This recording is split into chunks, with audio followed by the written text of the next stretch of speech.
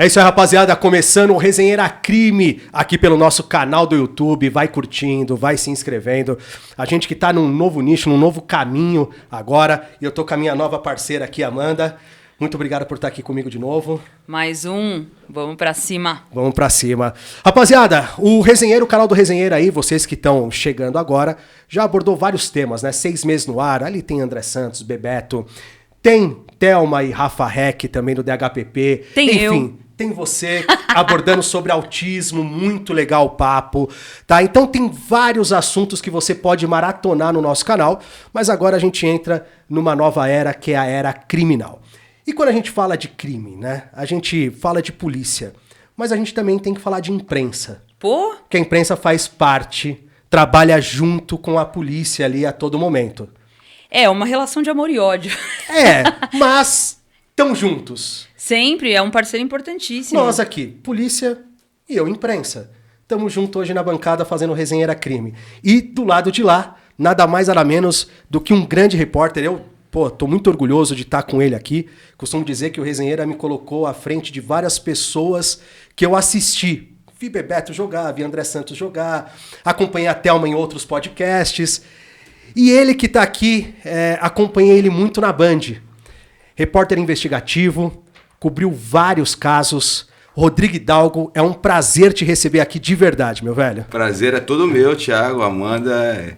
Eu acompanho sempre o trabalho de vocês. Obrigado. E é um grande prazer poder falar um pouco aqui sobre a minha carreira, a gente trocar essa resenha aqui juntos, conversar um pouco, esse relacionamento que a gente tem com a polícia de fonte, né? Isso é algo que a gente constrói com o tempo, com confiança, com credibilidade.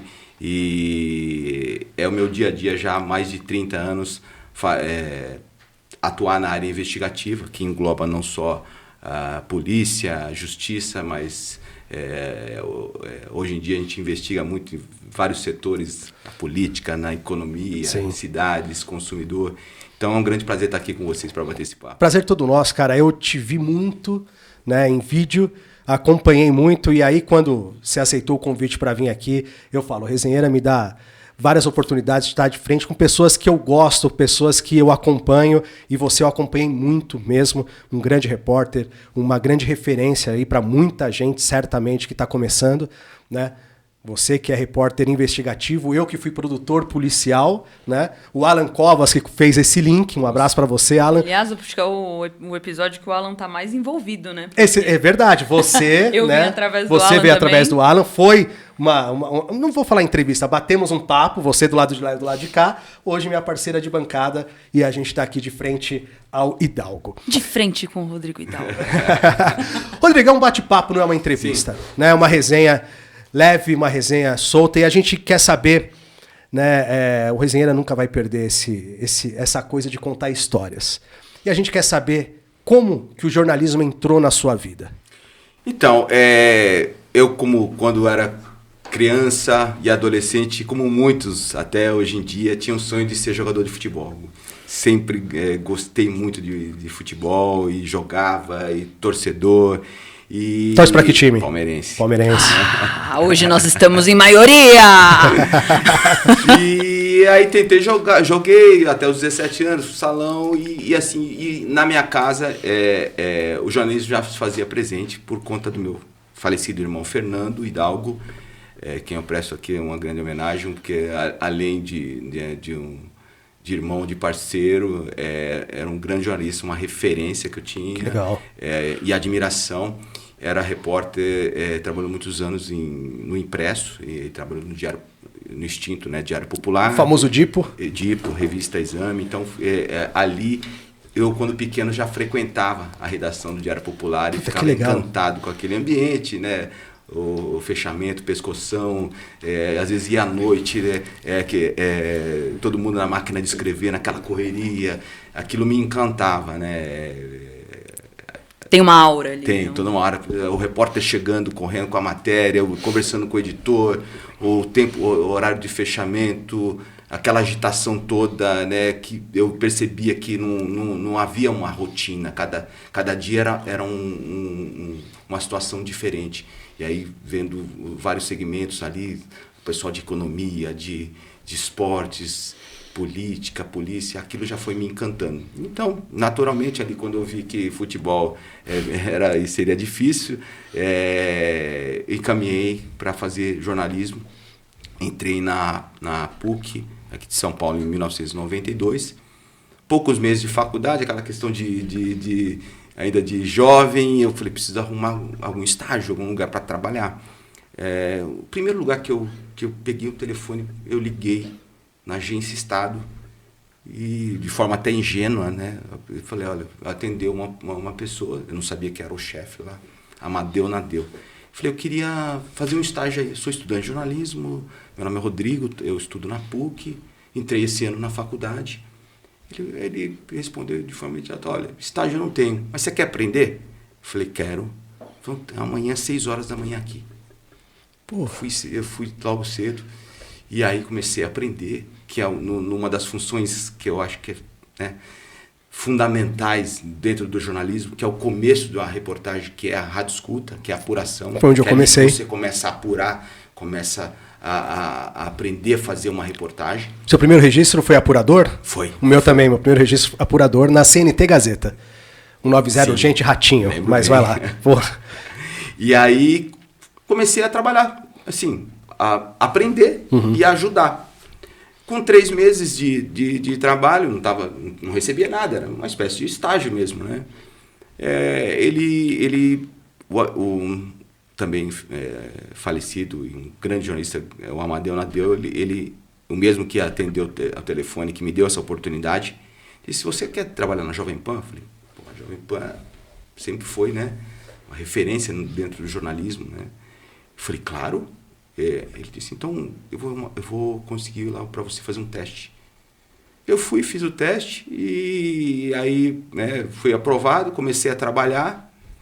Isso em setembro de 92, como rádio escuta, aprendi muito com grandes referências do jornalismo. E a PAN era referência em jornalismo? Sempre teve grandes jornalistas, aprendi muito. Depois de 1 ano e meio, 2 anos, fui fazer reportagem na área de cidades. E em determinado momento o meu diretor me chamou e falou, eu quero que você seja repórter policial.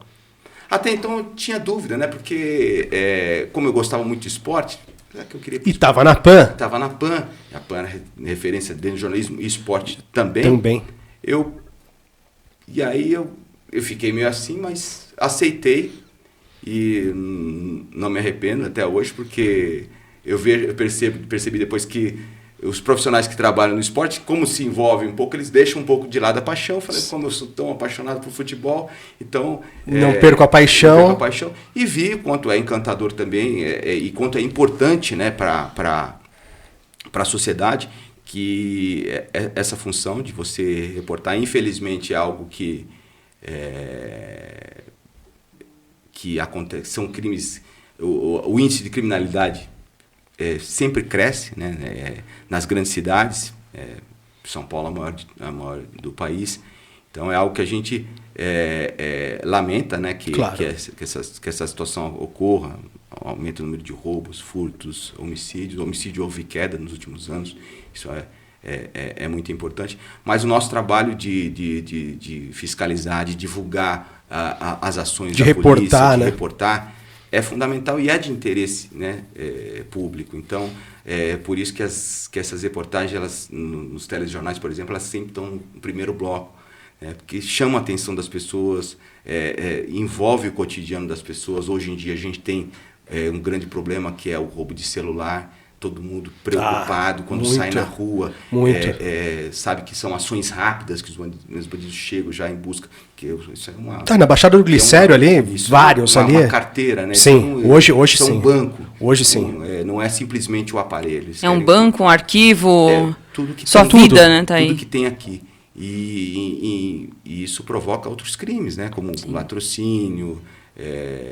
Então, é algo que a gente... que está no dia a dia das pessoas. Então, com o tempo, eu vi, né, a importância desse tipo de trabalho. Até brinco, falo, se eu fosse repórter policial investigativo na Dinamarca e na Suécia... Em Liechtenstein. Então, eu não quero te colocar em saia justa, fica à vontade se não quiser responder. A gente não corta nada aqui, vai pro ar, mas eu vou te colocar Vou ter que fazer uma pergunta, porque você falou da questão da imprensa reportar o trabalho da polícia. A gente está tendo uma polêmica muito grande aí, e vale para você também, quero saber a sua opinião, como policial agora, né? Opinião dos dois. A gente está tendo Operação Escudo. Eu não vi tanta comoção da imprensa, e não quero defender a polícia, quando morreu o policial. Porém, vejo a imprensa massacrando a polícia na Operação Escudo. Como que você está enxergando isso, como imprensa, a Operação Escudo da polícia, que está fazendo, as atitudes do governador de São Paulo e do Dr. Derrite, né, que hoje é secretário de Segurança Pública? Com o tempo de profissão, com a experiência, a gente vai entendendo toda a situação e sabendo o rumo que vai tomar. Quando a gente não pode generalizar também, eu vou falar um pouco também da nossa cobertura. Claro. Quando aconteceu a morte do policial, imediatamente a gente tem grupo de WhatsApp, a gente fica sabendo de forma imediata, instantânea. Os próprios policiais nos abastecem, né, de informações. Eu já alertei, né, a chefia da importância da gente ir o mais rápido possível, né, para fazer a cobertura lá no litoral de São Paulo, porque pela gravidade dos fatos. A morte de um policial já é algo muito grave. A morte de um policial que pertence a um grupo de elite da corporação é algo ainda mais grave. E a forma como tudo aconteceu, quer dizer, a polícia entrou na comunidade e foram 10 segundos. Nós analisamos as imagens, quando a viatura entra na viela, imediatamente... São alvejados. Não existe uma razão de ser, né? Não existe. Então, quer dizer, ali a gente já viu a gravidade e a gente começou a tratar o assunto com a devida importância. Concordo com você que muita gente demorou a compreender a importância e a gravidade daquele fato. E, por consequência, o que poderia acontecer? Obviamente que haveria uma mobilização da polícia diante de uma ação tão violenta, desproporcional. A polícia, ela vai dar resposta. Um policiamento ostensivo e preventivo num local, numa comunidade, como tem que ser em todos os locais, sim, em todos os ambientes, né? E foi recebida dessa forma. Obviamente que o número de policiais ali ia iam saturar a área. Isso. Isso foi avisado, né? E o principal negócio da criminalidade ali é o tráfico. Até para eles foi algo que estrategicamente não era interessante. Prejudicou, a gente sabe. Até por isso a gente sabe, né? A gente entende que o homem apontado como atirador, porque ele se apresentou de forma tão rápida, obviamente foi por conta da pressão do próprio crime organizado, né? Consciência pesada. E obviamente é ali que confrontos iriam acontecer, né? A gente tem que lidar temos que, a obrigação nossa, né? Ouvir todos os lados, né? Houve por parte também de moradores a denúncia de supostos abusos, de que confrontos não teriam ocorrido e sim execuções. Isso não apareceu na investigação, isso a gente tem a obrigação de ir atrás e não constatou. E a polêmica que existe até hoje, a questão das câmeras corporais, né, a entrega dessas imagens. Foram entregues. Uma parte, então fica essa polêmica. Agora, esse tipo de operação é fundamental para que o Estado dê uma resposta, porque isso envolve a sensação de segurança de todos. Se não existe uma resposta imediata por parte do Estado, todo mundo se sente desprotegido. Então, o anúncio por parte do governo de uma operação contínua, né, de no mínimo 1 mês naquele local,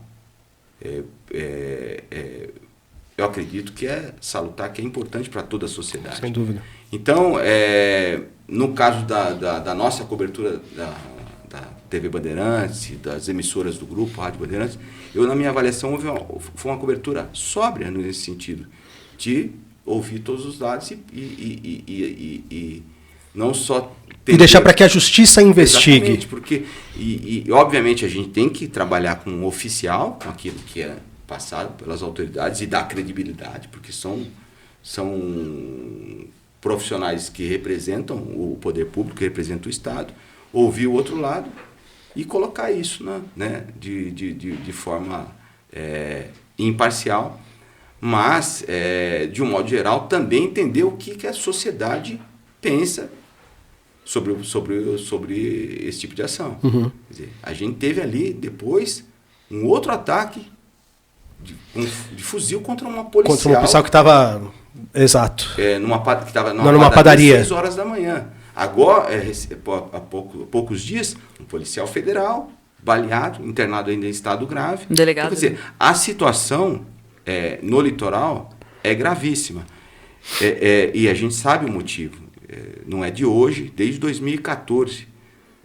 Pelo menos eu e outros colegas que fazem cobertura, né, na área do crime organizado, vêm alertando a ação do crime organizado no litoral de São Paulo, principalmente por conta do Porto de Santos, o maior porto do país, que virou o país é hoje um dos maiores centros de distribuidores de cocaína para a Europa do mundo, sendo que a gente não produz 1 grama de cocaína. E o Brasil tem esse papel importante, essa integração que o crime organizado tem, que o PCC tem com organizações criminosas internacionais, como a máfia calabresa, a Drangheta. A gente vem alertando desde a Operação Versi, da Polícia Federal de 2014, esse avanço do PCC no litoral de São Paulo, que estrategicamente é um lugar importante para o crime organizado. Claro. Onde age até hoje integrantes da quadrilha do André do Rap, de outros que ficaram conhecidos, mas toda uma organização muito bem estruturada. Só no ano passado foram 16 toneladas de cocaína apreendidas no Porto de Santos. Existe uma estimativa internacional baseada na produção de cocaína dos 3 países produtores, Peru, Bolívia e Colômbia, que de cada 10 carregamentos apenas 1 é apreendido. Então, se a polícia apreendeu 16 toneladas, o que não passou? O que não passou. E o que isso não movimenta para o crime organizado? O quilo da cocaína vale $2.000 na Bolívia e é vendido na Europa a 40 mil euros. Então, a gente tem que entender todo esse contexto, né? Essa questão do soldado da rota morto, o que tem por trás de tudo isso, né? A ação do tráfico, o domínio que eles têm, não só nas comunidades, mas nessa questão do envio de cocaína para fora, que eles acabam cooptando funcionários de empresas terceirizadas, acabam colocando grandes quantidades de droga no meio de mercadorias para exportação, sem que os exportadores saibam. Isso mexe com a economia. Quer dizer, é o comércio exterior ali. Você tem ali um produto que é exportado, hoje muito, eles escondem muito em cargas como de açúcar, de café. A carga atrasa para chegar, porque a polícia quando aprende aqui, ou chega lá, eles aprendem lá com a droga. Tudo isso mexe, inclusive, com a questão da credibilidade do país, né? Na relação comercial. Comercial, exato. Então é algo gravíssimo, além da própria questão da droga, né? Que está aí, todo mundo teme, né? Que os filhos, né? Sejam cooptados, que se envolvam com... A gente tiver a situação na Cracolândia, né? Como que está, que há anos e que o poder público não consegue resolver. Exato. Então é algo muito maior. E é a obrigação nossa contextualizar e explicar isso para as pessoas. Olha, não é simplesmente só a gravidade, que já é muito pesado. Matar um policial de uma forma tão brutal, um policial especializado, que passou anos sendo treinado, que é especializado. Quer dizer, sempre, desde criança, a gente sempre soube que o respeito que a rota tem diante da sociedade. Eu incursionei o Complexo do Alemão com o BOPE, né, naquela invasão do BOPE, e, cara, eles, às vezes, algumas pessoas não saem disso, vão saber agora, o BOPE foi criado em cima da rota. Sim. eles têm uma admiração pela rota absurda, entendeu? Então, assim, a rota tem um respeito. Quando eu fui patrulhar com a polícia do Distrito Federal, Rotan, se eu não me engano, Rotan. faz a Rotan. Cara, eles lá falam assim, cara, a gente aqui é na pegada da rota. Então, assim... É referencial. Não é referência. A gente não tá falando de São Paulo. A gente tá falando de uma referência do Brasil e talvez até fora. Sim. Né? A Sim. rota é falada até fora. E a única, se vocês repararem, é a única que tem o símbolo deles na frente da corporação da Polícia Militar. Vem, todas as viaturas símbolo Polícia Militar na frente e Força Tática atrás, enfim. Eles são os únicos que rota na porta da frente e Polícia Militar atrás. Então, olha o peso que é. E olha o peso que é. Agora, uma pergunta.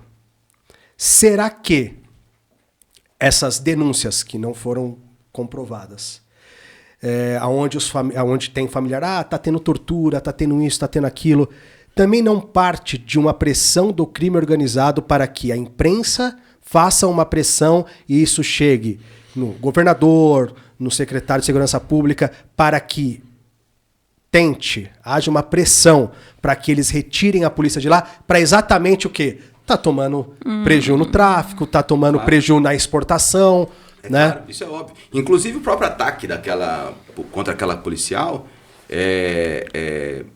muitos entendem que foi uma estratégia do crime organizado para tirar o foco do Guarujá e dividir com o Santos. Exato. Né? Mas é tudo integrado. Quer dizer, o Santos ainda se assemelha muito ao Rio de Janeiro, né? Na questão do tráfico, dos muros. Topografia.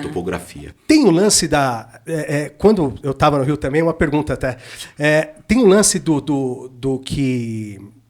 Disseram isso, né? Naquela correria que saiu, o pessoal lá do morro, do complexo e tal, disseram que o Comando Vermelho veio realmente para Santos pela semelhança da geografia dos morros, tal. Então, naquela fuga, muito dos marginais que ali estavam no Rio de Janeiro vieram para a região do litoral, para Santos principalmente, né, por causa da geografia que é o morro, da forma que é. Isso já escutou falar? Sim. Para se esconder, muito mais fácil. Hoje o PCC e o Comando Vermelho trabalham junto ou não mais? Não, hoje não mais. Hoje não mais por conta exatamente da questão de poder, né? E essa cisão começou na fronteira do Brasil com o Paraguai. Começa ali com a morte do ataque do rei da fronteira, Jorge Rafat. Ali o PCC se consolida no domínio daquela região, que é fundamental hoje para o tráfico, porque a droga vem da Bolívia até o Paraguai por meio de pequenos aviões, que o controle aéreo lá é ruim, entra via terrestre pelo Brasil, passando ali pela fronteira para chegar aqui. Uma parte é consumida aqui, que é o segundo maior consumidor de cocaína do mundo, é o Brasil, depois dos Estados Unidos, e a maior parte vai para a Europa. Então, quer dizer, ali é um ponto fundamental. Hoje a gente tem a presença de integrantes da cúpula do PCC no Paraguai.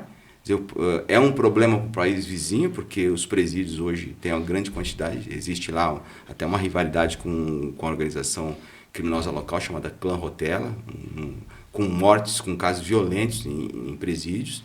Quer dizer, um problema que hoje o país vizinho tem, porque muitos estão lá escondidos e comandando o tráfico, também envolvidos em grandes assaltos. Teve um assalto a uma transportadora ProSeguro lá no Paraguai, anos, né? E que isso financia muito o tráfico de drogas. Então, quer dizer, hoje é um ponto fundamental e estratégico para o PCC. Depois desse crime que foi... até hoje muito se fala em relação aos mandantes, né? A gente teve no Paraguai algumas vezes para contar essas histórias. Uma das oportunidades a gente entrevistou um traficante, que era um mega traficante, Jabe Ximenes Pavão, que foi apontado como, junto com o Minotauro, né, como os autores, né, desse crime, que foi um crime que chamou muita atenção porque eles usaram uma .50, né? O Jorge Rafat estava com segurança num carro blindado E foi um crime que chamou muita atenção. E aí, obviamente, nessa entrevista que a gente fez na unidade de segurança máxima lá, que era na verdade, é um batalhão da polícia, mas é um presídio de segurança máxima, com esse traficante que hoje está no presídio federal no Brasil, ele tem dupla nacionalidade. Ele, obviamente, negou todo né, envolvimento nesse crime, negou pertencer também ao PCC. Mas eu lembro bem que a gente estava nessa entrevista e ele estava com 7 advogados.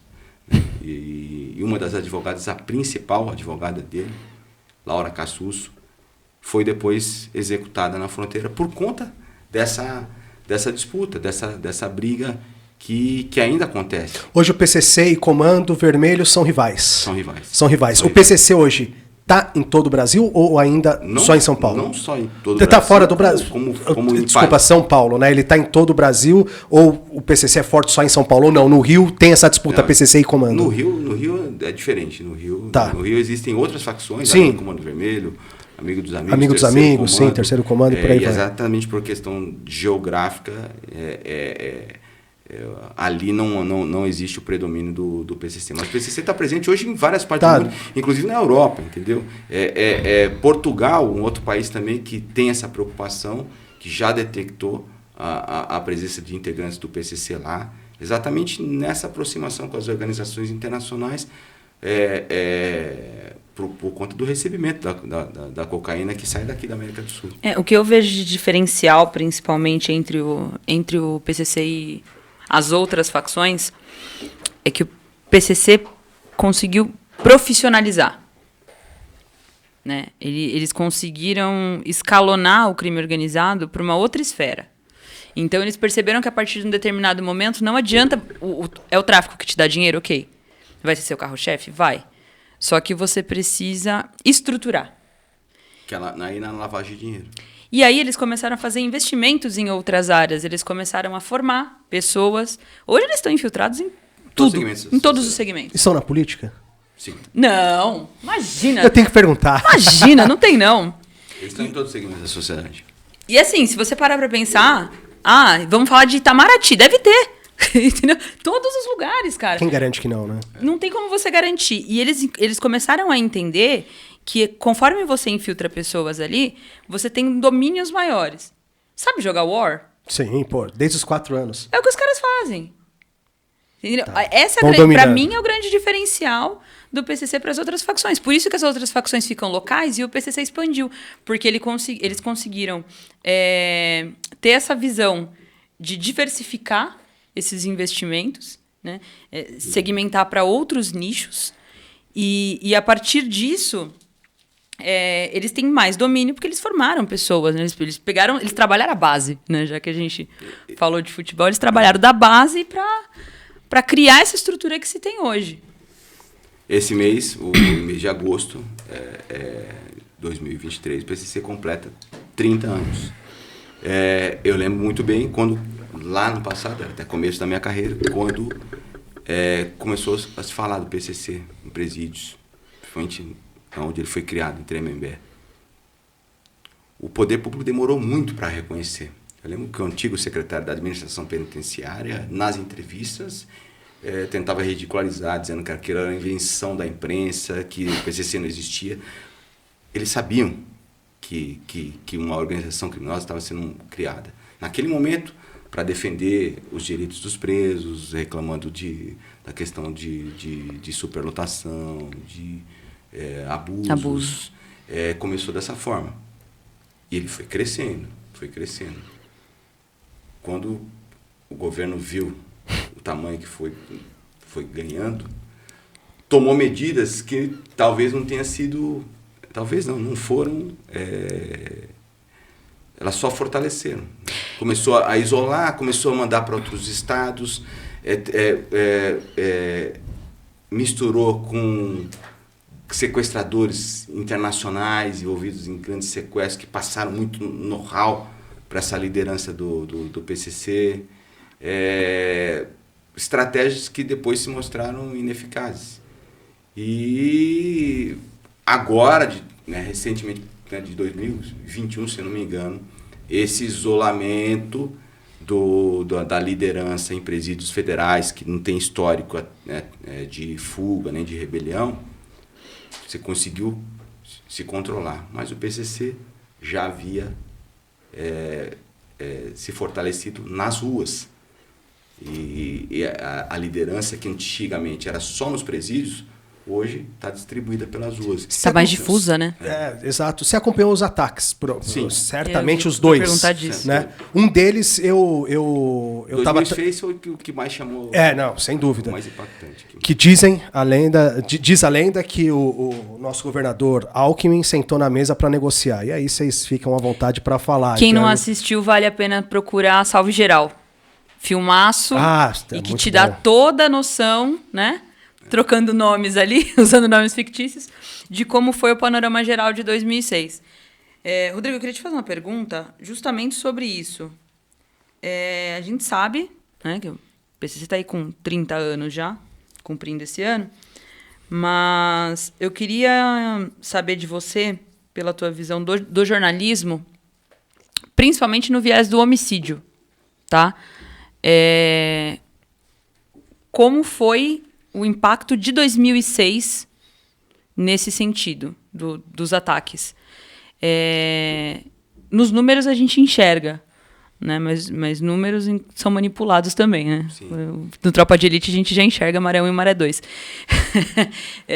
Você consegue manipular a estatística ali. Mas como é que você enxerga essa questão da diminuição? Porque teve uma diminuição absurda, né? Em 2006, depois o próprio PCC viu que foi, estrategicamente não foi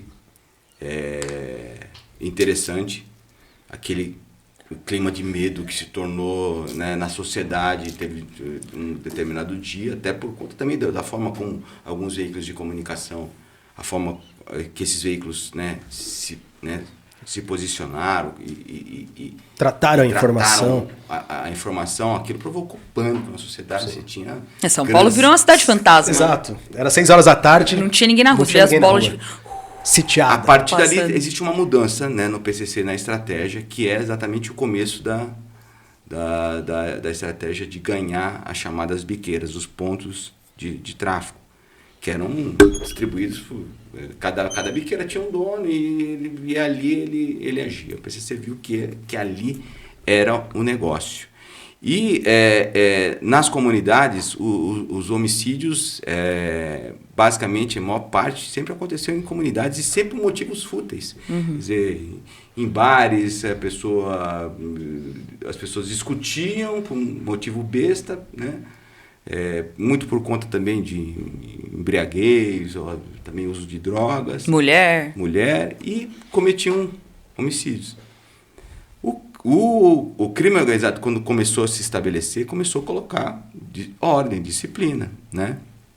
E eu acredito que, e a gente sabe que mudou um pouco desse tipo de comportamento, né? Quando alguém tem alguma rixa com outra pessoa numa comunidade, ou de tempos para cá, ela tem que... vai para as ideias, né? Desenrolar. Exato. Né? Justificar, olha, ele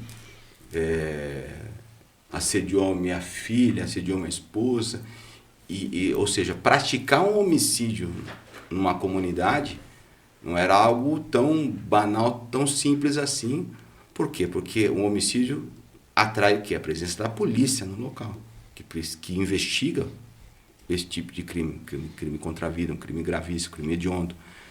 Então, eu acredito que, obviamente, existem outros motivos também para a redução e o Estado também tem a sua parcela, né, para essa redução. A gente tinha índices aqui, números, e ainda tem, números de guerra, né, de mortes. Eu lembro, minha mãe estava no homicídios na época já, ela trabalhava no GEACRIM, que era atendimento de local de homicídio de autoria desconhecida. E era assim, na época era dividido em sul e leste ainda, eram 2 equipes no atendimento e tinha noite que cada equipe fazia 6 locais. Era uma loucura. Hoje tem noite que você zera de homicídio. Então, não dá para não dizer que não houve essa ação e que ela é efetiva de fato. Essa disciplina ajudou a polícia de alguma forma? Eu acho que ajudou a sociedade. É muito difícil a gente falar porque Dá a impressão que você legitimar... exaltando... É legitimar um poder paralelo, mas existe? É óbvio que existe. Sim. Não dá pra gente falar que não existe. Então, até porque você é cobrado, né? No homicídio do Moacir, hoje já foi julgado, eu posso falar a respeito.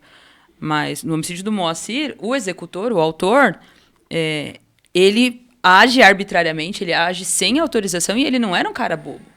Né? Ele é um cara que estava em roubo-banco no Paraguai, ele é um cara que, quando a gente prendeu, tinha pendrive com monitoramento de carro forte, ele estava envolvido no roubo das joias da família Kubitschek, existe uma notícia de que ele estava no roubo do Banco Central, lá em Fortaleza. Então, assim... Era um cara que tinha uma história no crime. Ele tinha um respeito também. E mesmo assim, ele agiu arbitrariamente, ele agiu... sem uma autorização, e ele foi excomungado, né? Você agiu sozinho, então agora você segura seu reggae. Você se vira aí. Então a gente vê que até dentro de uma cúpula ali você tem ética. E muitas vezes eu acho que eles têm mais ética que a gente, inclusive. Eles respeitam mais nesse sentido, porque ali o papo é outro. Né? Mas existe um poder paralelo e isso é fato. Não dá pra gente... o fato da gente reconhecer isso não legitima, né? Só é uma constatação, né? Não dá para dizer que não existe. Quem é a sua referência como repórter investigativo? Primeiro que me vem à cabeça é Josmar Josino. Posso citar outros, Caco Barcelos, Valmir Salaro, mas Josmar Josino, além de tudo, a gente tem uma relação de amizade, mas eu tenho profunda admiração.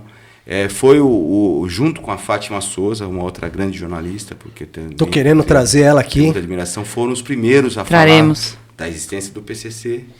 Ela escreveu um livro sobre, né? Ambos escreveram livros sobre o tema. Vale para quem não conhece e quer conhecer um pouco da história, né? Que do crime organizado. É uma história que a gente não... que ninguém tem orgulho, mas assim, tem que ser contada, realidade, ela claro. precisa ser contada, e por quem acompanhou, por quem denunciou, por quem alertou e não foi ouvido naquela época. Então, o Josmar, assim, hoje ele é colunista do UOL, a coluna dele é uma das mais vistas, né, dos principais portais do país. De notícias, sem mas dúvida. Tem histórico, a gente já trabalhou junto na própria Jovem Pan, ele vem do Impresso, trabalhou junto com meu irmão no Diário Popular, e aí a gente se conhece há muito tempo. Ele me conheceu quando eu era adolescente ainda, quando ia na minha casa com meu irmão. Que legal. Então, tem uma história. Ele tem uma história, ele tem um excelente texto, ele sabe como poucos apurar, tem o respeito de todas das fontes. Ele não despreza ninguém, né? Fonte você tem de todos os lados, né? Tem gente que quer escolher, você não escolhe, você conquista e com confiança, porque a informação ela vem de todos os lados. Sem dúvida. E até hoje, né? Eu aprendo muito com ele e a gente troca figurinhas sempre e é uma grande referência. Mas eu posso citar vários nomes. Marcelo Godoy, do Estadão, Fábio Diamante, do SBT. Tudo cara fera. Você tem tudo cara fera. Vários nomes, né, de profissionais que sabem apurar uma boa reportagem, têm bons contatos e conhecem do assunto. Hidalgo, no âmbito policial, quando eles vão dar cana no crime organizado, né, eles vão ali de forma legal, né, e perdeu. No nosso caso, vou falar no nosso porque eu também sou lado imprensa, é um pouco diferente. A gente não pode andar armado, a gente faz a reportagem ali e segue a vida. Como que é, cara, cobrir o crime organizado nesse tempo seu de carreira? E como que você lida, e se já aconteceu algum tipo de ameaça, como que você lida com isso? Quais são os cuidados que o repórter tem que ter? Como que é cobrir o crime organizado? Assim, com o tempo você tem que aprender e ouvindo, né, as pessoas, principalmente profissionais da polícia, Ministério Público, da Justiça, para minimizar esses riscos. Né? Então, tem algumas coisas, né, na ética de quem é do lado do crime, que a gente tem que ter esse entendimento. Né? Vou citar como exemplo uma reportagem que repercutiu bastante, que a gente fez no Jornal da Band de 2008. Nós tivemos acesso a imagens que foram produzidas pelo próprio crime organizado de uma festa promovida pelo PCC, que era naquela época que o PCC também estava querendo, né, ganhar as biqueiras, os pontos de venda de drogas em São Paulo. Eles produziram um vídeo numa festa de fim de ano, na favela Morro do Samba, em Diadema. Na época, quem foi apontado como o patrocinador dessa festa foi o criminoso conhecido como Birosca, que na época era da cúpula do PCC. Nós tivemos acesso a um material, a um CD na época, com 1h20, 1h30 dessa festa na céu aberto, e assim, coisas absurdas, que era o consumo, era o fornecimento da cocaína de graça para as pessoas, né, diante de crianças, idosos, famílias inteiras, cigarros de maconha. Não, aquilo ali não é um cigarro. Que você mostrou no vídeo não é um cigarro, cara. Eu nunca vi, é uma folha de sulfite. E tudo com música, com carne à vontade, bebida alcoólica, menores usando, tomando bebida alcoólica. Então, quer dizer, tudo ali era chocante, né? E o locutor da festa dizendo que quem mandava lá era o crime organizado, que ali não tinha o Estado presente, e não havia mesmo. Só que quando eu peguei esse material, qual a precaução que eu tomei ali? Conversei com dois profissionais, na realidade, da inteligência da PM. Mostrei o vídeo na íntegra. E aí ele me disse, tá vendo essa imagem aqui? Isso aqui é parente de tal preso, isso aqui você não deve mostrar a imagem. E isso eu sempre disse, assim, o negócio deles, eles sabem do ônus da imprensa, entendem, né, o nosso trabalho, só que assim, tem coisas que... Família é sagrada. Família. Então, a gente tem esse tipo de precaução. Numa operação, se por um acaso você entender que você tem que fazer uma pergunta para a pessoa, até para ouvir o outro lado, né, que ela seja respeitosa, né, que você... Eu já vi colegas, assim, né, ofendendo presos. Eu acho que não é nossa função, né? Mesmo que ele tenha cometido um crime bárbaro, um crime grave, isso nos revolta, porque ninguém... Somos seres humanos, mas você tem que se controlar na hora de você agir e fazer a pergunta como uma pergunta séria e objetiva. Você tem que estar com um profissional ali. E tratar com respeito. Então, ou seja, é o tipo de comportamento. Agora, se você me falar que você, contrariando interesses como contraria, se você acaba incomodando, né? Então, você me pergunta, já aconteceu? Já aconteceu. Ameaças graves, mais veladas. Chegar numa comunidade é bom você sair daqui, né? Você não é bem-vindo aqui, né? Uma investigação já surgiu uma vez, uma gravação telefônica que falavam, né, sobre detalhes sobre minha vida. A gente tem que minimizar todo tipo de risco, mas a gente sabe que é grave. Na fronteira do Brasil com o Paraguai, hoje os colegas lá, assim, muitas vezes acabam optando pelo silêncio. Já se matou jornalista em Pedro Juan, né? Já se matou. Tivemos mortes de colegas. Dentro da rádio, que o cara é fuzilado, exatamente. Tem até o áudio. Se eu não me engano, eu vi isso no Datena, no Brasil Urgente. Isso daí aconteceu. É uma situação gravíssima em relação ao nosso trabalho. Isso para a sociedade é gravíssimo. Se a gente não tiver, né, a liberdade de imprensa colocada em risco, é algo que afeta a todos. E a gente, no dia a dia, tem que minimizar esse risco. Agora, falar para você que não existe é mentira. Eu acho o lugar de vocês um lugar importantíssimo, mas dificílimo, cara. Eu acho muito mais difícil que o nosso. Porque você tem que ter um tato ali, você tem que conseguir ao mesmo tempo ser administrador, ser ético, você não pode ser objetivo, né, ser pragmático, não se deixar contaminar pelas emoções, né, conseguir separar o seu pessoal do seu profissional. E, além de tudo, administrar essa parte de como você se posiciona e como você trata a fonte, como você consegue a informação. Cara, é um malabarismo, assim, com 8 bolinhas ao mesmo tempo. Sim. Porque... Hoje em dia, com o celular, se você tem... que hoje se tornou, né, uma arma também para muita gente. Sim. E acho bom isso, que as pessoas fiscalizem o trabalho de todos, inclusive o nosso. Claro. Então, quer dizer, você tem, não só por você, né, por acreditar que você tem que agir de forma ética e correta, mas não é por esse motivo, porque você tem que agir dessa forma. E é assim que você ganha respeito.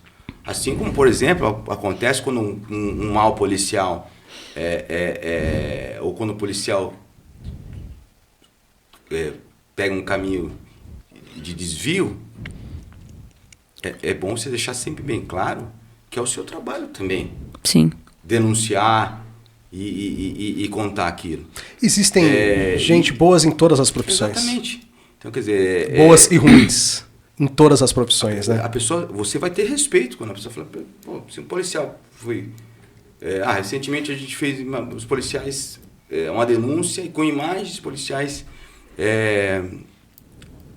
desviando produtos de um ônibus que veio do Paraguai. Né? Depois vira uma investigação. Como é que você não vai mostrar aquilo? Sim. Eu acho isso muito complicado, eu acho muito delicado, porque tem, principalmente para quem vem de departamento, a gente ainda tem uma outra visão, porque no DHPP a gente trabalhava muito próximo com a imprensa, né? O que o Alan me ajudou no caso do Moacir, né? Do ex-presidente da Mancha Verde, quando ele foi vítima de homicídio, foi um absurdo, assim, o que a gente conseguia trocar de figurinha. Sim. Quer dizer, você tem alguns profissionais que, de fato, pela credibilidade, conseguem chegar mais próximo, mas existe um ranço institucional. Sim, né? sim. É que essa confiança, ela demora para ser... Ela é construída. Ela é construída. Imagina, ela não está ligada ao veículo que você trabalha, está ligada a você. A você. A tua postura, com certeza. A tua postura ética e correta, de você saber que tá tendo uma investigação, de ter confiança, de ter detalhes dessa investigação e de só divulgar quando a operação acontecer. Quer dizer, quantas vezes a gente fez? Eu quase me ferrei. O Alan que me ajudou nessa situação do Moacir, porque estava em segredo de justiça, deu uma repercussão absurda, porque envolve torcida, né? Já tinha um outro peso, e aí a gente ouvia o taxista, né? Que a gente não sabia ali se tinha sido coagido ou não, até então. E ninguém sabia, a gente montou um super esquema para ele entrar pelo estacionamento do delegado geral, para poder subir por dentro, para ninguém ver. Aí tô na sala da minha equipe, o caso sendo meu, na minha responsa, os relatórios. Tocou o telefone, eu atendi.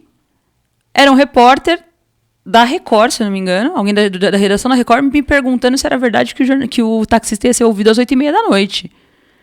Eu gelei por dentro. Tinha vazado. Por quê? O meu divisionário sabia que a gente estava trabalhando com ele. Com o Alan. Falei, cara, ele vai achar que fui eu. Aí entra a questão da ética. Eu liguei para ele já trabalhava com a minha mãe há mais de 10 anos.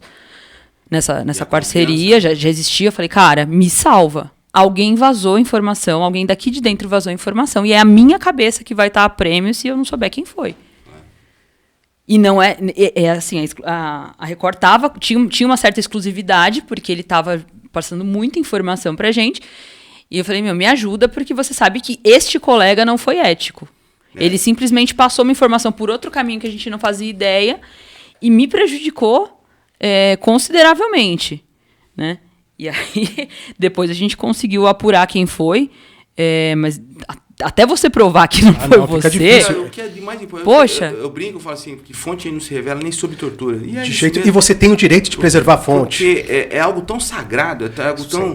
Que é um processo construído, às vezes pode se transformar em amizade ou não, mas é um processo tão que ele se demora para se solidificar, que você não vai perder isso. Então, de jeito nenhum. E existe essa relação mútua de confiança. Eu entrava... E isso demonstra... Sim. Isso demonstra que a gente coabita um espaço onde um precisa de fato do outro, porque era uma coisa que não tinha nada a ver com o que a gente estava fazendo. Um outro colega atravessou, passou uma informação que a gente não sabe nem para quem foi dentro da Band. Eu falei, cara, se você não me ajudar, é a minha cabeça e a sua. Porque aí você vai ser barrado dentro do departamento. Sim, você acaba se queimando, pô. Existe, mas, e assim, infelizmente, ela mudou felizmente, ela mudou de tempos para cá, mas ainda precisa melhorar esse preconceito que existe dos dois lados. Sim. É que, na verdade, tem muita gente... Eu entendo que muita gente da imprensa que quer a notícia a qualquer custo. De todas as áreas. Sim. De todas as áreas. Né? Não adianta a gente falar assim, olha, que houve um desvio aqui, mas eu aponto. Mas tem todo... E assim, todo segmento de serviço. É que da mesma forma, até entendo o lado, até da mesma forma que a gente, quando nós, né, assistindo, o policial, vamos lá, há muitos anos atrás, Favela Naval, né, que aconteceu tudo aquilo, que, né... Então, o que acontece? Ali não foram aqueles policiais, foi a Polícia Militar do Estado de São Paulo, né? A mesma coisa da imprensa. Quando tem algum colega que tenta a notícia ou que dá a notícia a qualquer custo, é o jornalismo. Sim. Entendeu? Não é aquele jornalista. Então, a polícia olha e fala assim, pô, o jornalismo... Né? Operação Escudo. Eu vou te dar um exemplo. Exatamente. Sim. Eu acho que vai um pouquinho além. Só deixa eu dar um exemplo rapidinho na questão de quando, só para não perder o contexto dessa parte do jornalismo e da polícia. Quando eu era produtor policial, a gente entrava com uma câmera dentro da viatura. Amigão, quantos perguntaram para mim assim, eu sei que é uma referência sua, com todo respeito, joguei bola com ele e tenho meu respeito por ele. Mas essa parte da história dele ninguém apaga. Vários perguntaram para mim, vários.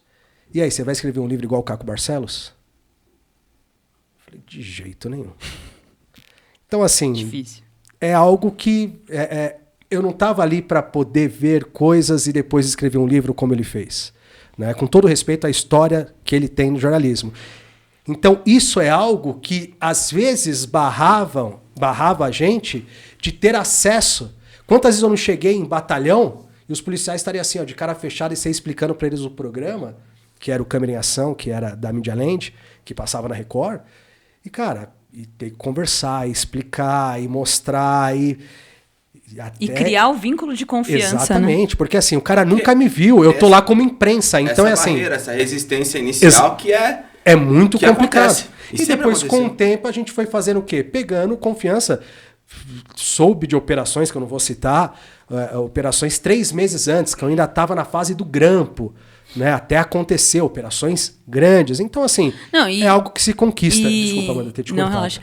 E é uma coisa que, assim, muitas vezes, não vamos ser hipócrita aqui, né? A gente não tem recurso na polícia. Eu acho encantador quando eu assisto Chicago PD, meu coração fica quentinho. Quando o sargento fala, não, vai lá e tira $30 mil da conta para pagar informante. Gente, eu só queria 10 mil assim, por mês de cota para eu poder fazer tudo que eu preciso, comprar equipamento, para dar estrutura para o nosso trabalho. Cara, a Globo atravessou esse trabalho nosso, mas a gente fez um trabalho, isso aí é mérito da Isabel, né? Da senhora minha mãe, minha genitora. E atualmente minha parceira na delegacia. Mas a gente achou o Guilherme Luongo, que assassinou o menino Joaquim, em Barcelona. Isabel descobriu que ele tinha conseguido falsificar o passaporte, usou os dados de um primo, estava em Barcelona. A Globo atravessou porque a gente ia buscá-lo. A gente fez todo o processo da Red Line, de colocar na Interpol. Então, eu adoraria que a gente tivesse recurso. Muitas vezes a gente não tem. Se a gente não tem essa parceria próxima, o jornalismo também proporciona muitas coisas para a gente nesse sentido. Além da troca de informação, suporte para que a gente consiga fazer algumas operações. Né? Então, acho que a grande questão, até falando da Operação Escudo, é que quando você tem um ataque da maneira como foi essa execução primária do soldado, você não está o significado é diferente. O significante é um, mas o significado é outro. Você não está atacando o policial, você está atacando...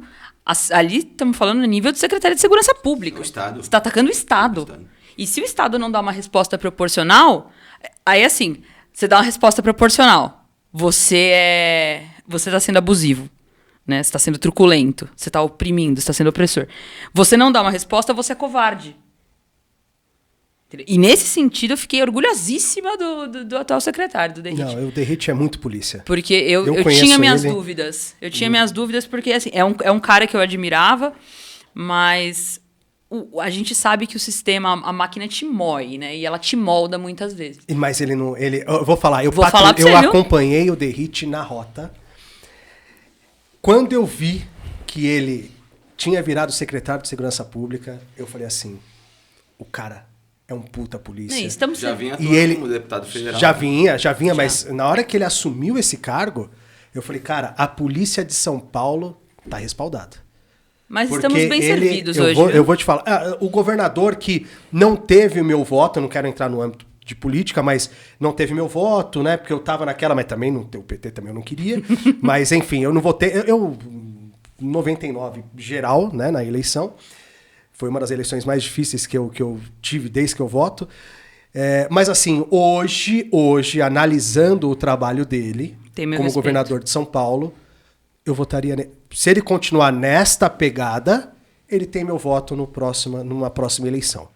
Né? Então, assim, analisando... E o Derrit, para mim, está fazendo um excelente trabalho. Eu acho que a gente está muito bem servido. Ele como secretário, o Dr. Nico como subsecretário também. O Dr. Nico é verdade também. Pô, fiz operações com ele, com o Fucoca. Precisei, bati na porta. O homem me agendou.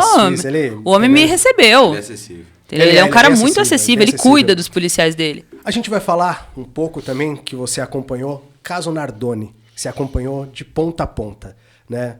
Quero saber dos bastidores, mas antes a gente tem que pagar uns jabazinhos aqui, né? Porque senão a gente não grava mais no estúdio. Rapaziada, tá curtindo essa qualidade de som, de imagem, né? Muito gostoso, um ambiente que eu costumo dizer que cheira a televisão. Né? Televisão tem cheiro, não tem, Hidalgo? Televisão tem cheiro. Eu falo isso daí.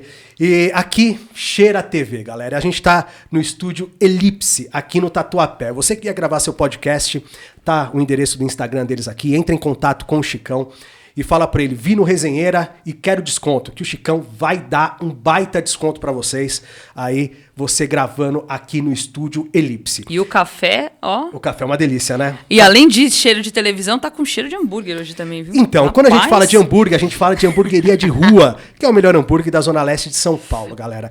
Eles ficam localizados ali no Patriarca, você pode ir lá, eles têm local, mas também tem o trailer deles que participa de vários eventos. Você que segue o Resenheira, a gente sempre tá compartilhando os eventos, que tá o Black Trailer deles aí, eventos de carros. Então, você que quer, segue eles aí no Instagram, descobre onde eles estão, que eles também postam lá. O hambúrguer deles é maravilhoso, vários tipos de hambúrgueres, hamburgueria de rua. E se você tem um carro, moto, caminhão, não importa o ano, pode ser desde um Fuquinha até uma... Fala um carro top aí. Nossa. Esse aí. Pode ser... Sabe o que você pensou aí? Esse daí? Esse que você tem, né? Só Maserati. Pode ser. A Unipro protege o seu carro. Proteção veicular tem que ser com a Unipro, tá certo? Não importa o ano do carro, meu carro tem. Quando eu peguei agora, quebrou já 2 vezes eu vindo pra cá, precisei de guincho, liguei na hora. Segue aí, rapaziada, fala com o Léo, fala que você viu aqui no Resenheira, que ele também vai dar um desconto. E a LF Running, que tá fazendo uma corrida, agora dia 5 de novembro, a Rustic, que vai ser na... Onde que vai ser a corrida? Galera, segue eles aqui embaixo. Mairiporã é uma corrida, vai ter 5, 7, 10 quilômetros, uma corrida maravilhosa. A LF que faz vários trabalhos aí de corrida, faz camiseta também, você que está precisando de camiseta poliamida para sua equipe de treino, academia, né? Então é uma estrutura completa, uma das melhores empresas de São Paulo, aí que é do meu irmão, né? Então a gente tem que fazer o jabá bem feito. Legal que ele é uma das melhores empresas de São Paulo. É do meu irmão, meu irmão, a gente tem que fazer o jabá bem feito, mas hoje é a melhor mesmo. Várias corridas aí que ele faz, grandes corridas de São Paulo. Tem a marca LF Running. E eles estão fazendo um Rustic, que vai ser em Mairiporã, dia 5 de novembro. Então vai lá, segue ele nas redes sociais. E o primeiro lote está terminando, se é que não terminou. Mas acompanhe eles lá, se inscreva que a corrida vai ser maravilhosa. Toda a corrida da LF é muito bem produzida, muito bem feita. Então vocês não podem deixar de participar desse evento maravilhoso, dia 5 de novembro, em Mairiporã. E para assistir, vale como participar? Pode ir também. Eu vou estar lá. Eu corro. Você corre? Corro. Lucas, um kit pro meu amigo aqui. Se eu arrumar um kit, você vai? Claro. Então, eu vou falar. Eu corro desde 1995. Sério? É. Eu Pô, queria que tanto legal. gostar. Meia maratona corri 27. Nossa! Maratona corri uma só, mas... Eu vou falar com o meio Lucas. complexado, porque é muito Eu vou falar com o Lucas e vou te presentear com um kit prazer. para Mairiporã lá, e aí você vai prestigiar esse trabalho. Lucas, já pode separar aí um kit pro meu amigo Rodrigo Hidalgo, que ele vai... Eu vou de apoio moral, Tim Hidalgo. Eu também. Eu vou Hashtag nessa Tim corrida, Hidalgo. vou correr se meu... Segurando a garrafinha de água. né? Segurando a garrafinha de água. Se meu joelho deixar, eu faço pelo menos 5, e aí depois eu viajo com a nega, porque eu vou estar de férias do trabalho. De motinho do lado. E Vai aí- lá, Hidalgo! É o máximo. Eu correndo. Eu vou, bora fazer essa. Você gosta, Hidalgo? Gosto muito. Ah, meu irmão, a empresa, ainda no Jabazinho ali, várias corridas aí em São Paulo. O Ele. treino é 6h20 da manhã. 6h20 da manhã? 6h20 da manhã. Mas correr de manhã é uma No delícia, parque. né? Mas aí você me pegou em 2 pontos já. Acordar cedo. Primeiro que, pra mim, 10 horas é 10 horas da madrugada. Né? E se eu pudesse, difícil, era 11 horas da manhã pra mas é acordar. disciplina. Mas correr é uma delícia. Eu já Com esse tentei gostar, friozinho cara. ainda, nossa, Eu já tentei, mas... Eu Se gosto, bem meu que negócio é jogar bola. Eu gosto de correr no calor. Mas vamos lá. Isabela Nardoni, né? Eu vi que você acompanhou, aí saiu recentemente o documentário na Netflix, galera, tá muito top esse documentário. Aqui a gente não tem problema de fazer comercial não, porque aqui a gente tá para somar. E prestigiar os amigos, né? Exatamente. Eu já falei pro Alan, a única coisa que estraga é o nome dele no documentário. Brincadeira, o Alan que é um baita produtor. Não Alan subiu Covas. no status ontem, né? A foto. Sou fã do Alan. A gente trabalhou Querido. junto. É um querido mesmo. E a gente viu o quanto a imprensa acompanhou isso. É um caso, até um lado particular meu, que marcou muito para mim, e eu acompanhei sim, de ponta a ponta, Hidalgo. Por quê? A minha filha, Rafaela, tinha a mesma idade da Isabela, e nesta noite que aconteceu o crime, a minha filha desmaiou com febre no banheiro. Quando a gente entrou, ela estava desmaiadinha assim, na banheirinha, né? A gente catou ela, minha esposa parou um carro na rua, na época eu não tinha carro, a gente nem conhecia, e levamos para o hospital. E depois eu fui para o hospital, eu tava tremendo de medo. E aí eu tinha um relógio na minha frente, nunca esqueço disso. Eu cheguei no hospital era por volta das 11 horas da noite. Eu acompanhei segundo por segundo até das 6 horas da manhã. Eu olhava para minha filha, colocava a mão na barriguinha dela para ver se ela estava respirando, tirava ela da cama, colocava em cima de mim, e ela dormindo, tomando soro e tal, porque eles estavam investigando para saber por que ela tinha realmente desmaiado, se era por causa de febre, se ela tinha convulsionado, enfim. E o porquê que eu estou fazendo esse paralelo? Porque eu, como pai, na mesma hora que estava preocupado com a minha filha, querendo saber se ela estava com vida, querendo saber se ela estava bem, vendo minuto por minuto, estava acontecendo um crime na zona norte de São Paulo, né, onde o pai e a madrasta, pelo que diz a justiça, julgado, culpados. Caso da Thelma também. Então, são casos que eu fiz esse paralelo, e foi um caso que eu acompanhei porque me marcou muito. Enquanto eu, pai, cuidava, queria que a minha filha ali se recuperasse, né, o mais rápido possível, existia um pai e uma madrasta tacando uma criança do 6º andar de um prédio. Que foi um caso marcante, né, desse filme, né, desse documentário na Netflix, que eu, né, tive também o privilégio de participar como entrevistado para contar um pouco sobre a cobertura nossa, que foi uma cobertura né, de toda a imprensa extensa, por um crime que todo componente, né, todos os componentes do crime, logo de início... Como chegou isso para a imprensa? Chegou inicialmente que uma garota havia caído, né, do 6º andar de um prédio, e depois, logo na sequência, a polícia já se posicionou de que ela tinha sido jogada. No mesmo dia? Horas depois, eu não me recordo. É da Thelma essa perícia. É da Thelma, É da Thelma. Mas existia sempre uma cautela. Até ali o caso... Aí quando os pais, o pai e a madrasta foram ouvidos, que inicialmente ele dizia que... Sempre afirmou que tinham invadido o apartamento, mas a polícia já de imediato informava que não havia sinais de arrombamento, já falou do gotejamento de sangue na entrada do apartamento, nenhuma informação sobre a presença de uma terceira pessoa naquele local existia. Ali isso começou-se a falar, ainda nos bastidores, da possibilidade do envolvimento do casal. E a partir daí foi tendo uma atenção diferenciada por parte da imprensa na cobertura desse caso. Uma criança de classe média alta,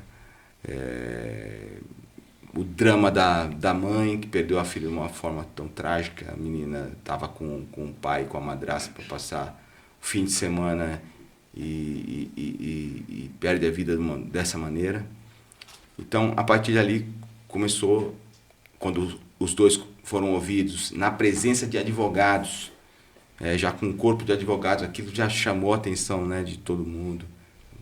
Eles estão alegando que foi uma terceira pessoa, que foi um assaltante, que, nesse intervalo em que eles levam a menina para cima e voltam para buscar os filhos no carro, que acontece esse crime.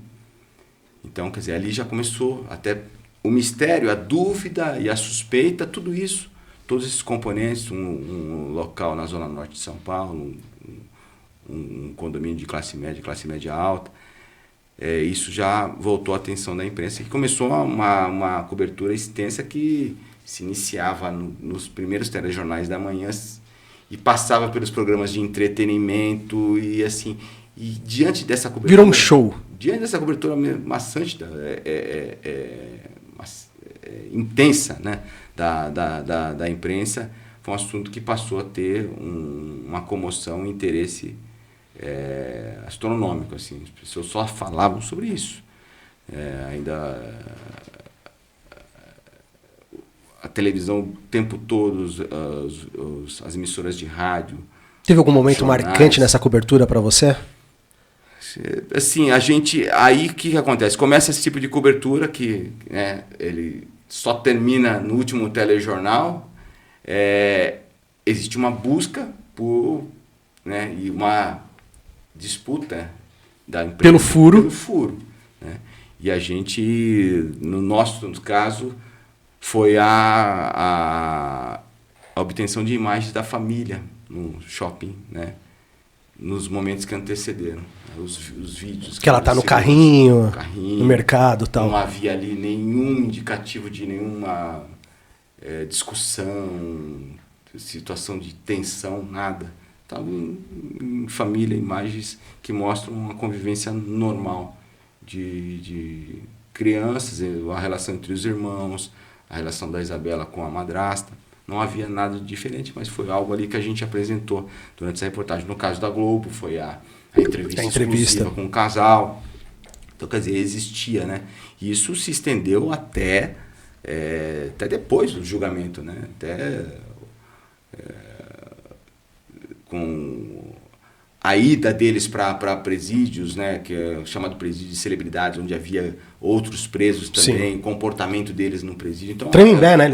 É um assunto que até hoje por conta ela foi solta. Ana Carolina ficou presa junto com a Suzane, né? Ficou junto com a Suzane. Se estende desde a época né, são 15 anos que esse caso aconteceu. Serve de exemplo para a imprensa. Eu acho que mais o caso Eloá, né? Que foi algo também que eu acho que... O caso Eloá, vamos lá.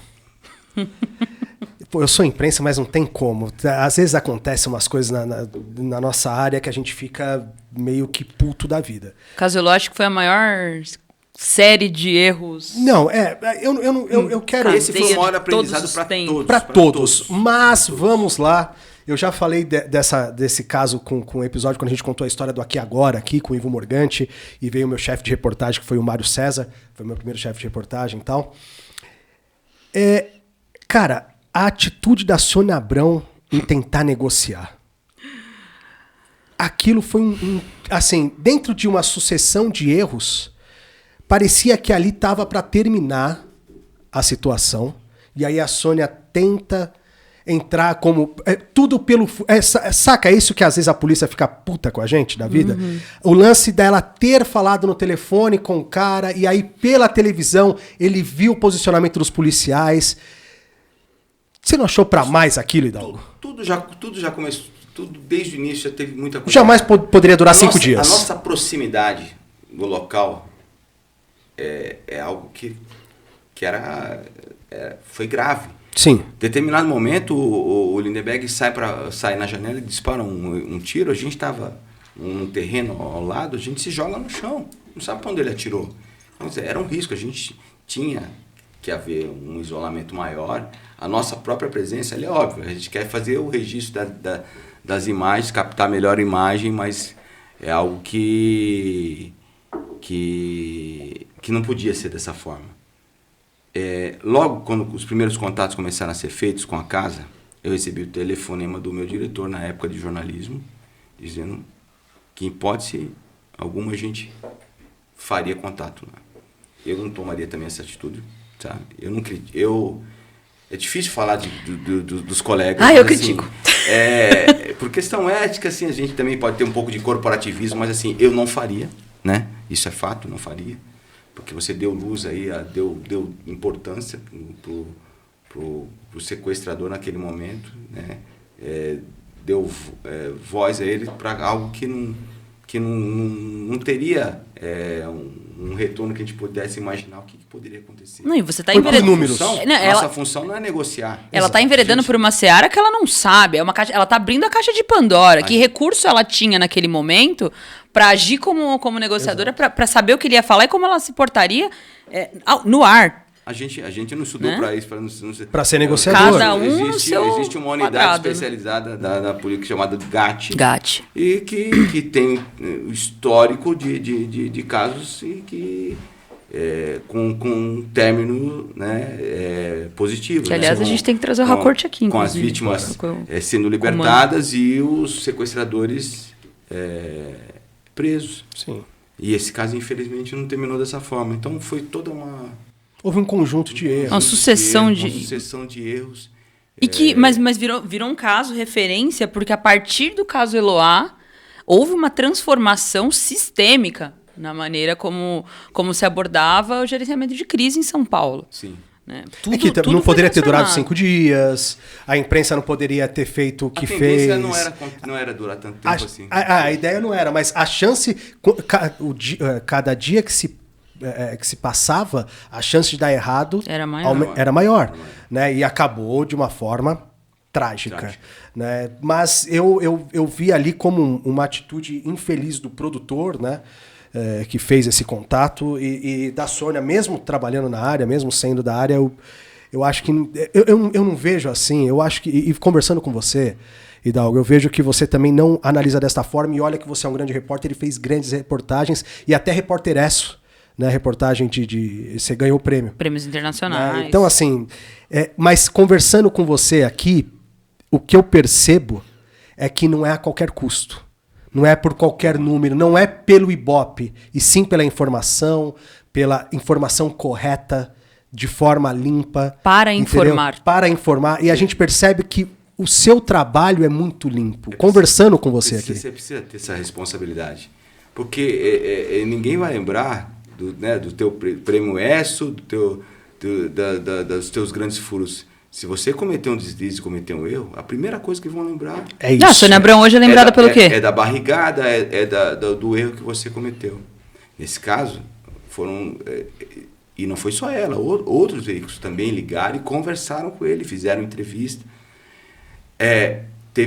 teve notícia da morte dela antes, né? Verdade. Logo que ela sai do cativeiro, noticiam a morte. Quer dizer, não tem furo para esse tipo de notícia. Para você ter notícia a morte de alguém, você conversou o quê? Com o médico, conversou com o legista, com o médico no hospital, com o legista, quem que te informou? E outra... Peraí, não precisa ser, você tem que ter informação certa. Absolutamente E certa. tem um detalhe... Olha que você passar isso para a família que está assistindo. Assistindo, exato. Nossa. E tem esse lance que você falou que é muito importante. Já aconteceu de eu ter a notícia da morte e aí falarem para mim assim, ó, segura um pouquinho, porque a família ainda não sabe. Pô, lógico que sim. Então, depois, pode ir lá noticiar porque a família já tá informada. Pra quê? Pra que a gente não seja... A pessoa tá assistindo lá, pô, minha filha morreu? Entendeu? E fica sabendo pela imprensa. Caso, da perda de um ídolo, de um mestre, que era o Ricardo Boechat, uma pessoa que, assim, que além da admiração que eu tinha, a gente tinha uma amizade, né, por ele. A gente, foi o que aconteceu. Infelizmente a gente já sabia, né? Marcelo Rezende também. Óbvio, você está falando, ele, né, teu colega tá bom, mas a responsabilidade que você tem, não há uma tragédia como foi. Né? Você falou do Boechat. A gente voltando, desculpa te interromper, assim, foi algo que foi muito marcante para mim, porque foi uma sequência e tal. Eu voltei de Brumadinho, uma cobertura difícil. Nossa. Assim, envolve assim, uma tragédia, crianças, eu estava no ML, a família chegando, assim, algo muito duro, certo? Que você, às vezes, até necessita, até conversei nas redações, que você tem até um profissional, tem um acompanhamento depois, psicológico, para conversar aquelas aflições. Eu já vou deixar meu cartão. Vê tragédia, você vê esse tipo de tragédia, a gente não, o jornalista, ele não pode se envolver, mas também não pode perder a sensibilidade, a gente não vai perder. Mas o nosso emocional trabalha a todo momento. Nesse caso eu voltei dessa cobertura difícil, peguei um dia de folga e no dia seguinte eu estava indo para o trabalho. Eu já tinha ouvido na rádio que tinha caído um helicóptero. Na Marginal. No Rodoanel. Alguma coisa assim. Ali. Ouvi. Aí quando tocou o telefone, falou, você nem sobe, né, na redação, vai direto para o suprimentos, pegar uma equipe para ir para o local. Eu já falei, um acidente. Eu falei, mas você sabe quem estava nele? Nossa. Aquilo para mim foi... E como é que eu ia fazer a cobertura da morte de um amigo, de um ídolo? Tive que fazer. Foi duro, foi muito difícil. Quando algo que tão próximo, isso e depois ainda fui fazer a cobertura do velório dele. Nossa. Isso em determinado momento no ar eu não aguentei e a emoção falou mais alto. Quando a esposa junto com o irmão, a esposa, chega toda a família, os filhos, que a esposa disse que ele gostava muito de mim. Então, assim, foi muito difícil, entendeu?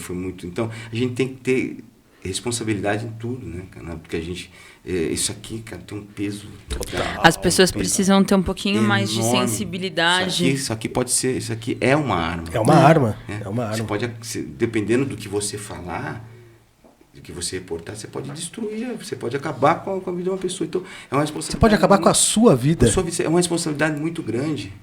Então, se você não agir dessa forma, assim, 100%, o tempo todo, acabou. Eu não quero ser lembrado por algo... na vida você tem que deixar um legado, né? Você não quer ser lembrado por algo negativo, algo ruim. Né? Hoje acho que as pessoas perderam um pouquinho a noção de que informação é poder e poder traz responsabilidade. Sim. Né? E principalmente uma responsabilidade emocional quando a gente fala de ética dentro do jornalismo. Né? Sim. Top 3, vamos dizer assim. Você prefere top 3 ou top 5 das suas reportagens? O que você quer? Sim, vamos ver. Vamos lá. As que você, assim, que marcaram pra você, que você, independente de ser criminal ou não, que você fala assim, pô, essa... fala aí, tira os tops, vai. Quais são as reportagens que marcaram a sua carreira? Não pelo prêmio que a gente recebeu, que foi um prêmio até que era o Prêmio S Jornalismo, que é a melhor contribuição ao telejornalismo. Não pelo prêmio, mas sim pelo conteúdo, pelo trabalho que a gente fez, foi que sobre o incêndio da Vila Socorro, um incêndio que aconteceu em 1974. A gente fez matéria 30 anos depois, mostrando isso com um trabalho de jornalismo investigativo. Eu não posso deixar de citar o produtor, hoje está na Record, Tony Chastinet, um brilhante jornalista que levantou toda a história, conseguiu acesso aos documentos que estavam escondidos nos porões da ditadura, mostrando que aquela tragédia foi maior do que anunciada na época, que podem ter morrido naquele incêndio mais de 500 pessoas e não 93 que eles noticiaram na época, porque famílias inteiras simplesmente desapareceram. Então nós voltamos nas escolas do bairro, mostramos que crianças que estavam matriculadas em fevereiro na escola não apareceram mais depois do incêndio. Então a gente ouviu testemunhos, a gente fez um trabalho brilhante, investigativo, e que trouxe um resultado que é mais... A satisfação maior não é pessoal do prêmio Esquece, é o resultado que o trabalho proporcionou. Que a OEA abriu uma investigação depois disso para reparação de danos para as vítimas, e não para punição, porque já havia prescrito qualquer tipo de crime, que os responsáveis... Era uma comunidade construída num local que havia dutos por baixo e que o risco de incêndio era grande. Então, ou seja, deixaram construir ali uma favela, uma comunidade, né? Então, gestores públicos também eram responsáveis por aquilo. Então, a gente teve um resultado. Então, essa foi uma reportagem que marcou bastante. A gente fez uma série também sobre o Novo Cangaço, que ali foi algo assim, uma grande novidade, um formato que a gente fez, que eram os profissionais que estavam na Band naquela época, da Quatro Cabeças, que era a produtora do CQC. A gente fez um formato de documentário muito interessante, que hoje a gente observa, né, nos streams, tá? Que falando de um crime que que até hoje ainda atinge, né, pequenas cidades com baixo efetivo policial, porque tem baixos índices de criminalidade, mas os bancos dispõem de muito dinheiro, principalmente em dias de pagamento, e que criminosos com armamento pesado dominavam toda a cidade para a prática desses roubos. A gente conseguiu coisas interessantes nessa série, mas o mais legal foi o formato, né, como a gente, com câmeras de cinema que a emissora alugou. A gente foi com equipe grande, com 8, 10 profissionais. Então foi um trabalho que deu uma satisfação grande. E assim, essas grandes coberturas, esses crimes, e mais recentemente algo que foi muito impactante para mim também, que foi como um aprendizado de vida e profissional, foi cobrir o terremoto da Turquia, agora no começo do ano.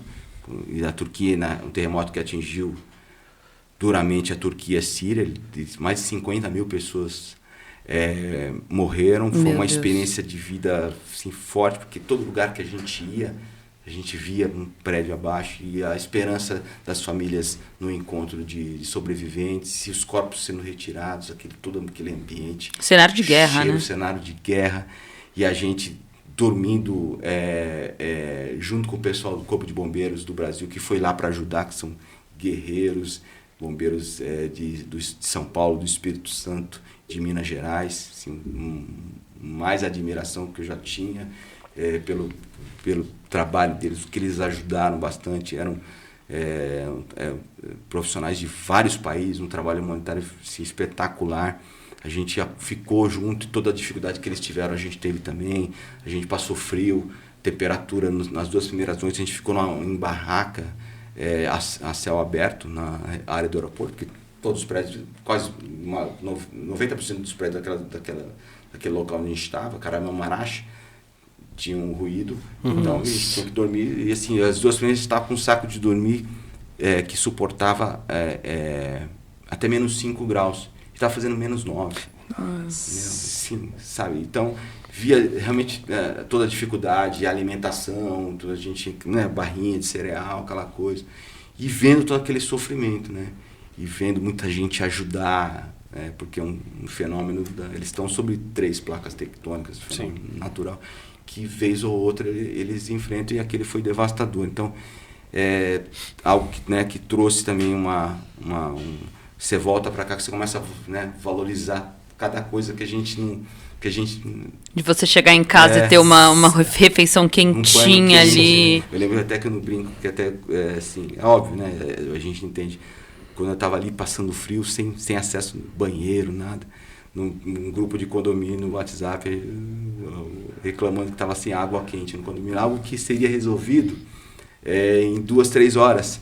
Mas é óbvio que incomodava as pessoas ficar sem banho quente. Mas eu falei, eu não vou nem fazer um comentário. É tudo uma questão de referencial. Eu estou há dias aqui sem um banho, né? Não ia falar isso, porque cada um, né? Desculpa, é óbvio que a pessoa se incomoda também de ficar, mas você começa a ter esse tipo de referência. Você fala assim, às vezes você reclama na vida de cada coisa, você fala, olha aqui, eles tinham tudo, perderam tudo, perderam a família. Eu entrevistei um rapaz que a profissão dele era mágico. E eu não aguentei, eu também me emocionei. Eu cito 2 coisas que a gente procura. Todo mundo a gente acha que a gente é durão, né? Porque o repórter é investigativo, só fala de assunto árido, entra sisudo no ar. Mas, pô, tem hora que é difícil. Você é humano também, né? Ele estava ajudando. E ele veio pedir, ali próximo das nossas barracas, se tinha algum alimento para ele. Pegamos umas barrinhas de cereais, assim, um pãozinho que tinha ali, damos para ele e começamos a conversar. Aí eu falei, posso te entrevistar, pô? Aí eu queria saber, por que você está ajudando e tal, como voluntário?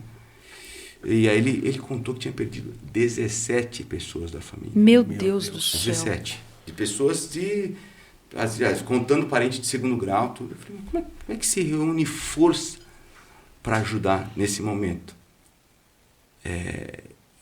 Ele falou assim, porque eu sou mágico, eu sou mágico, sabe por quê? Porque eu perdi meus pais quando eu era criança e eu queria ser mágico para fazer eles voltarem. Nossa. E ele falou, eu não tenho tempo agora de chorar a perda, eu quero ajudar a recuperar sobreviventes. Eu tenho esperança de encontrar gente. Eu falo, olha a grandeza de uma pessoa dessa que fala isso. Aí eu comecei a chorar. E eu falei, que você começa... Qual outra atitude plausível frente a isso? E eu olhei para as pessoas que estavam do meu lado, cinegrafista, todo mundo, e falei, cara, a gente... Isso é uma pessoa que você só tem... Gigante. Um ser humano que você fala, cara, a gente, às vezes, né, pensa coisas do mal, você fala coisas... Cara, vamos pensar em fazer... Então, se a gente puder fazer com o nosso trabalho, no dia a dia, impactar, né, as pessoas, informar, é sempre bom quando alguém fala, acompanhei você, fez uma coisa legal, isso me chamou a atenção, comecei a agir dessa forma, mesmo de assuntos mais delicados que eu trato no dia. Quando você tem um retorno assim, né, que é algo positivo, alguém que viu e que se impactou de alguma forma, né? Vez ou outra você consegue falar sim. De ações positivas. Agora, por exemplo, eu vou dar um spoiler aqui, uma matéria que eu vou fazer, nada de novo, mas assim, fui procurado por um juiz para falar sobre apadrinhamento afetivo. Coisa que pouca gente conhece, que existe, né? Que é uma iniciativa do judiciário. Estou fazendo com todo o afinco, que são crianças que não podem ser adotadas por conta da idade, porque quem quer adotar normalmente quer criança menor. Nova.